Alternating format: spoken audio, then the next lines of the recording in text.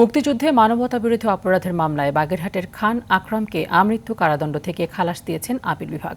সকালে প্রধান বিচারপতি নেতৃত্বাধীন আপিল বিভাগ খান আকরামের আপিল মঞ্জুর করে এই রায় দেন।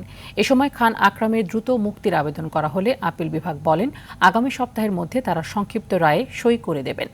মুক্তিযুদ্ধে মানবতাবিরোধী অপরাধের অভিযোগে করা মামলায় সিরাজ মাস্টারকে মৃত্যুদণ্ড এবং খান আকরামকে আমৃত্যু কারাদণ্ড দিয়েছিলেন আন্তর্জাতিক অপরাধ ট্রাইব্যুনাল।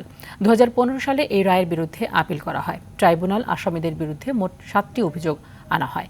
এদিকে এই রায়ের বিরুদ্ধে রিভিউ করা হবে বলে জানিয়েছেন চিফ প্রসিকিউটর।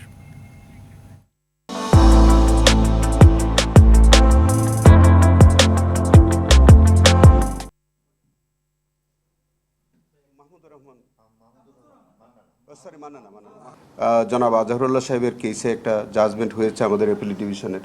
রায়টাকে ফলো করেই হয়তো আমাদের মাননীয় বিচার আজকে অ্যাপিল ডিভিশন হয়তো সেই সিদ্ধান্ত নিয়েছেন।